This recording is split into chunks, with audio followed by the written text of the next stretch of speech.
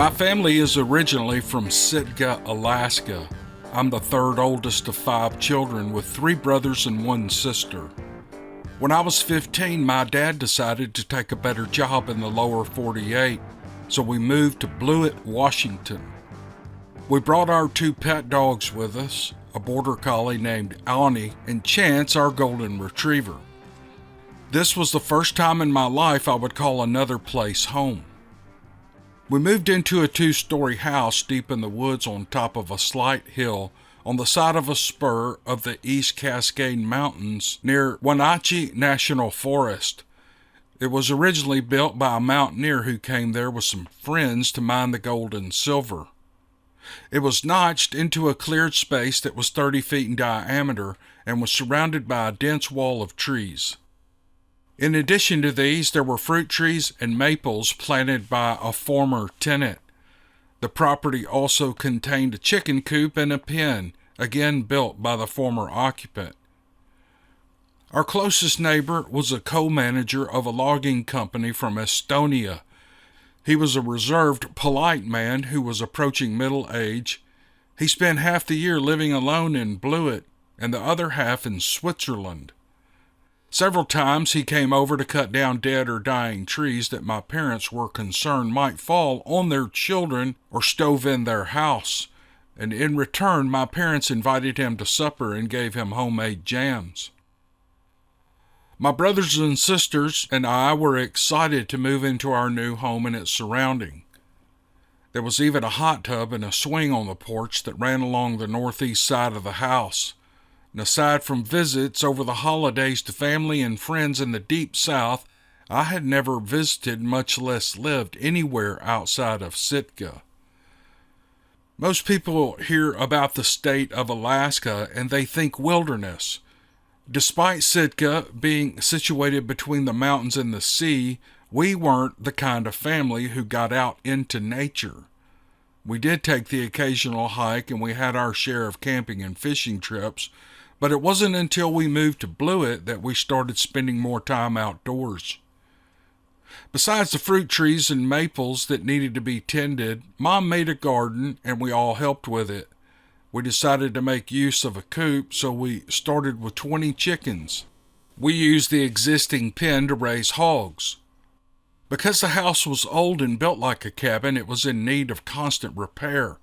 But Dad was an organized and competent worker who patched the holes where vermin sometimes got in, and set the walls and beams straight and put new screens in the windows. One evening in 2003, my brothers and I were outside on the apron of the long drive that led down to the public road, helping Dad bring in some supplies from town, when we heard a loud, eerie scream. It rose in pitch and it lasted for several seconds. It sounded horrible, like someone being murdered. My muscles froze and my blood ran cold at the sound. But we thought it might have come from close by on the hillside above us, and we stared at each other in the surrounding forest, but we didn't see or hear anything. The forest had gone quiet, or maybe it just appeared that way after the sudden terrifying howl. And a minute or two later the scream came again, this time from closer in the woods above us. The scream sounded like nothing we'd ever heard before. Dad said it was probably a cougar or someone messing around. There was a cabin a mile or so up the mountain behind the house, and that was sometimes used by hikers and Boy Scouts and a Bible school youth group. He thought it might be something like that. But nevertheless, he sent us inside and told us not to go out again that evening. Mom and my sister heard the screams as well. And that evening, my dad and my oldest brother, S.J., saw to the feeding and bedding down of the livestock. Later that same night, after the 3 youngest of us had gone to bed, Dad was in the dining room listening to the radio while working on one of his paintings, when he heard the dogs barking somewhere at the back of the house near the porch. This was unusual, as our dogs were trained and had already been let out for their last call of nature of the night. He went to check on them because he didn't want them making a big fuss and waking those of us who had already gone to bed. Well, the dogs were facing the back door and barking ferociously at something beyond it, with their teeth bared and their hackles raised. It had been a warm day, so the windows were partially open to allow in the cool evening breeze. And as he was dealing with the dogs, a horrible stench like nothing we had ever smelled before wafted in through the windows next to the porch door. It was so offensive that Dad momentarily clobbered. SJ, Mom, and I, awake from our sleep, arrived at the back door then to see what was going on. And right away we noticed that smell too.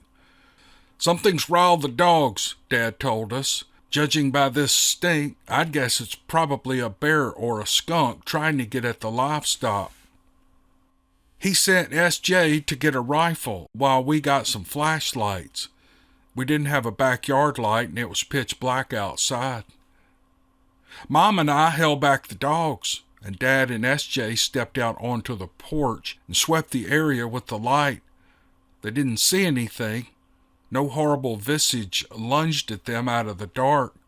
And even so, they kept their rifles trained alongside their light beams just in case. The dogs continued to snarl and bark and tug at their collars until we finally decided to leash them to the sturdy support beams inside near their porch door. There were no signs of a predator other than the sickening stench that grew stronger the farther my dad and my brother ventured from the house. They checked the chicken coop first. They found the steel reinforced lock from the coop door broken and laying on the ground, and it looked as if something had literally twisted the steel loop out of the pad. There aren't many things that could do that to a reinforced padlock. A bear, such as one of our native black bears, might have, but there were no bear tracks, no claw marks on the coop, and no bite marks on the lock. If it had been a predator, why hadn't the hens and roosters raised the expected cries and squawks? A human seemed the more likely explanation. If it was a human, why hadn't the thief used a little more traditional method of picking the lock or using a laser torch? And what kind of human had the strength to tear a steel lock apart? The door was closed when my dad and brother reached it, but when they went inside, the chickens were all gone. Not a single bird was left in the coop. And even more incredibly, there were no telltale feathers that chickens release when they're in distress. Nor was there so much as a drop or smear of blood anywhere. My dad had seen some crazy things in his life, but this surpassed anything he had ever experienced before. They checked the hog pen next, but all 6 hogs were still there, and then they did a cursory search of the perimeter and the storehouse before coming back inside. All the doors and windows were locked, and Dad told us what they'd found and said to stay inside the next day. "I'll notify the sheriff in the morning," he said, "and I'll check with the neighbors to see if any of them have had any problems." After we all went back to bed, Dad stayed up with his rifle. I think he was worried that the thief might still be in the area, and he didn't want to lose the hogs or any property in the storehouse. He might have remembered those strange screams we'd heard earlier and wondered if they were more than a coincidence. Well, dawn came without incident and with no further signs of thieves. Dad reported the theft early the next morning, and then he, SJ, and my sister Kathy scouted the area around the house with our dogs. No sign was found of either the thieves or the missing chickens, and when the dogs caught a whiff of what we assumed was the lingering scent of the predator from the night before, they grew agitated and pulled at their collars again. The scent trail led from the chicken coop to the woods behind the house.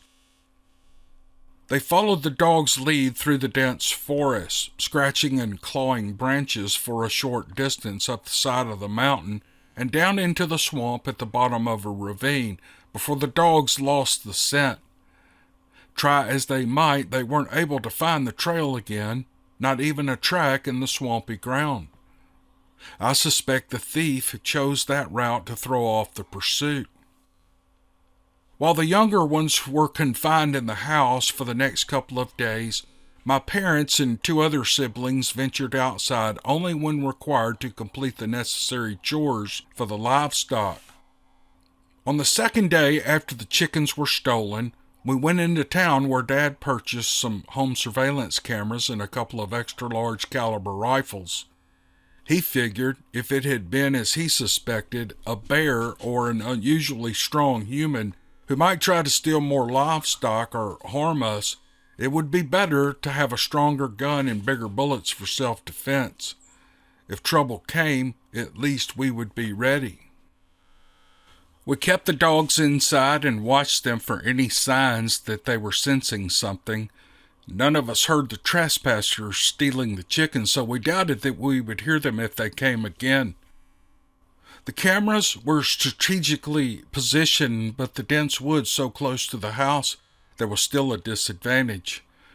Nothing unusual happened that afternoon or that night or the following days. Dad stayed up to keep a vigil with the dogs, while Mom did her best to reassure us that the boogeyman, as I and my younger brothers had begun to think of it, would not come back to get us. And over time, we became more relaxed and life returned to normal.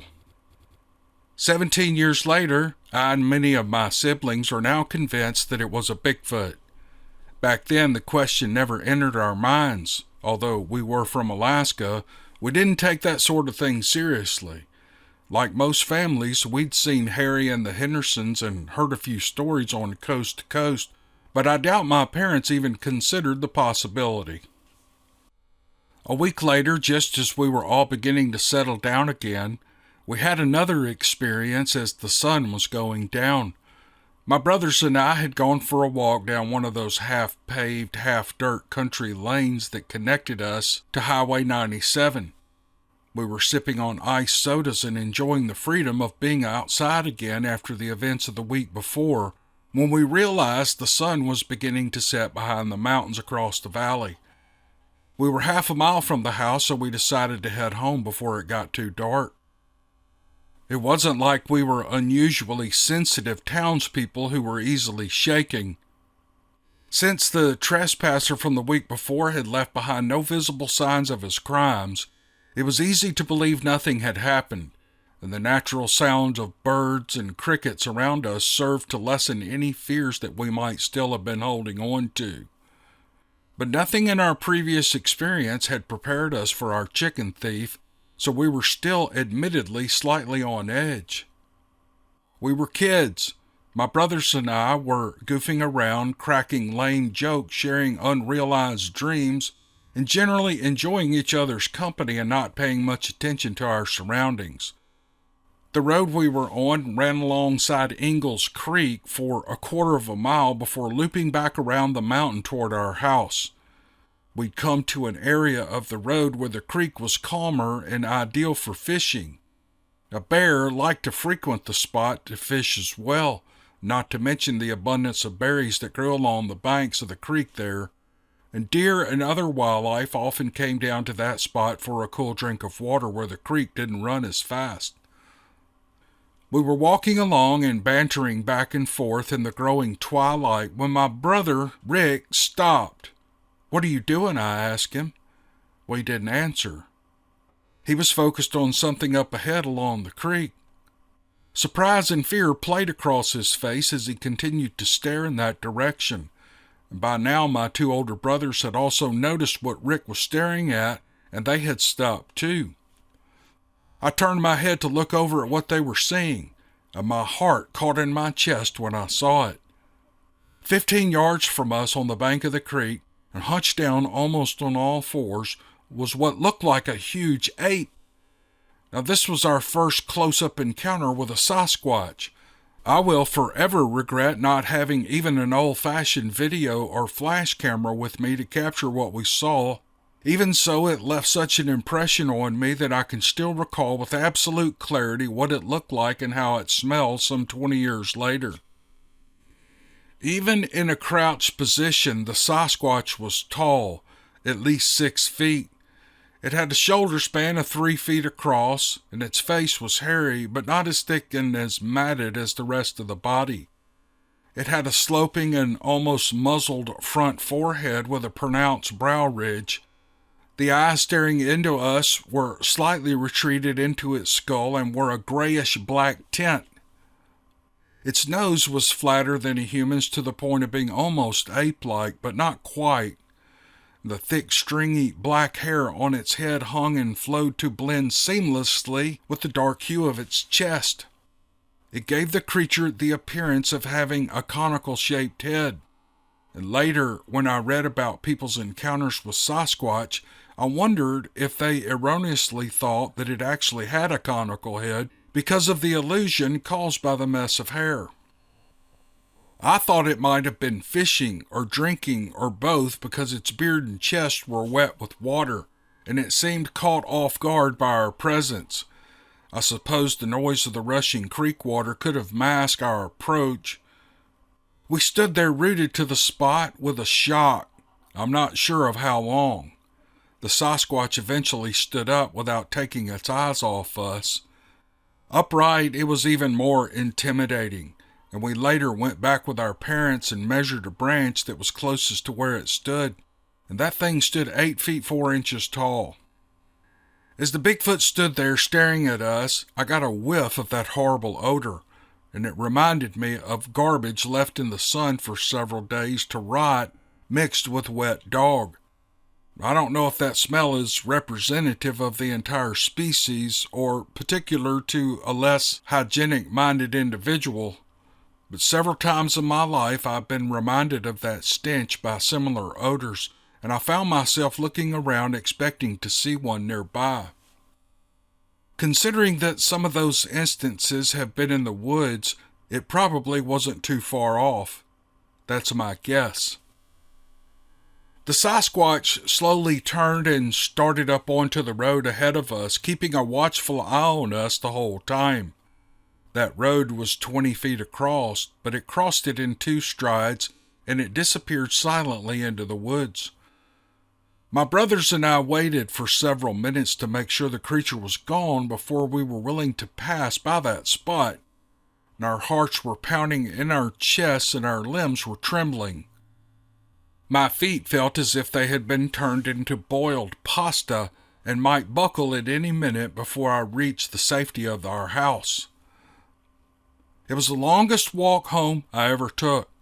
Our long driveway passed through several patches of dense forest, and with each step I imagined that monster would lunge out of the brush and rush us. At home, our minds raced with our mouths as adrenaline pumped the words faster than our brains could sort them. Dad tried to calm us down, and we eventually managed to get the whole story out. He told us that we'd seen a bear. There is no such thing as a real Bigfoot, he told us. Bigfoots are a legend created by ignorant or sensational-minded people who'd most likely made them up or misidentified other wild animals as these mythical creatures. In his mind, we did see a bear. It may seem unfair, but Dad had a point. He didn't need us scaring other family members. Out there in the middle of nowhere, the last thing we needed was a reason to panic. Still, unconvinced, we witnesses worked together to help each other try to understand what we saw out there on that road. And it's an experience that still gives me nightmares and panic attacks to this day.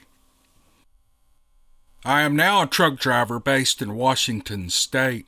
I've been doing this for 10 years. I like my job despite the long, lonely, and often odd hours on long stretches of sometimes remote highway, but it's not really bad.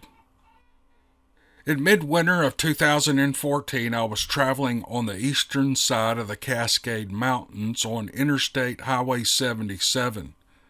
This is in north-central Washington State. I came to work that day with instructions to drive a shipment from Auburn, Washington to Bigby. It was a longer stretch of driving than usual, but I was glad for the work because the pay was good. I started my long trek at around 6 in the morning Pacific time. I would need to make several stops along the way since it was going to be between 10 and 15 hours until I reached my end destination. That evening, I was cruising down Highway 77 through Aubrey National Forest and listening to the radio. I'd passed a few other vehicles on the highway. It was dark by this hour and I had my high beams on. Fortunately, it wasn't particularly bad weather. I was sipping at my hot coffee in my thermos. One of my favorite radio shows had just begun. My truck had just rounded a sharp corner and entered a stretch of a more level road where the tree line was further back from the highway, as much as 20 feet in some places. It was then that I saw a large, dark brown figure start from the side of the road 130 yards ahead and quickly cross it in a few steps. The creature remained on the other side of the road as I passed it. All this happened in about 4 or 5 seconds, but I remember how surprised, even somewhat disturbed I was at the unusual appearance of this thing.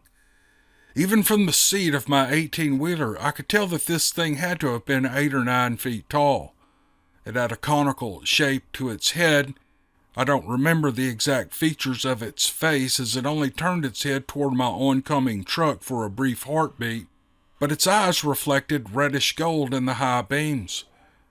I noticed these too were large and larger than any human or even a bear's eyes. The creature's arms were long. They swung back and forth all the way down to its knees as it moved. It crossed the road so fast. I was moving at 65 miles an hour, but this thing still made it over with space to spare. I think it could have easily crossed back a second time before I drove by it. That is how quickly and easily, despite its bulk, the creature moved. I was amazed and freaked out, and I didn't know what I had just seen, though I'm certain it was not a bear. I'm certain it wasn't a prankster in a gorilla suit either, the way it appeared and moved so congruently for such a hulk. And the idea that a 9-foot prankster with an extremely cut body would be out in the middle of nowhere on a late freezing cold evening on one of the most remote stretches of highway instead of a more important well-traveled route seems at best equally remote. I'm certain of what I saw. It was dark, yes, but I had enough time to observe the creature well enough in the illumination from my high beams and at the proximity that I did, and I'm convinced that it was a Sasquatch. I didn't want to hang around this part of the wilderness with that thing I'd just driven by, so I continued on my way, applying a little more pressure to the pedal until I had left the mountains and that thing far behind me. At the next town I reached, I made a call to a friend of mine telling him what I'd seen. And although he believed that I had seen something, and he knew me well enough to know I didn't tell tall tales, he didn't know what to make of it. I decided to keep this strange encounter to myself because I did not wish to bring ridicule on me or my family or possibly jeopardize my job. At the time, I didn't really know much about Sasquatch, and I believed them only to be a myth and a tourist attraction to the Pacific Northwest. Later, when my curiosity got the better of me, I began researching the subject of Bigfoot and cryptids, and I was amazed at how many people had actually had similar encounters with creatures like the one I saw on Highway 77. I'd never realized the large number of sightings that were reported and continue to be reported every year, not just from the Pacific Northwest, but from all over the United States and Canada. In the years since, all the research and meeting people who were more knowledgeable on this subject than I am, it helped me better understand and absorb the reality of what I had seen that midwinter night. I still drive trucks for a living, and I have made several journeys through that same area where I encountered the Sasquatch. I've recently shared my story with several family members and friends.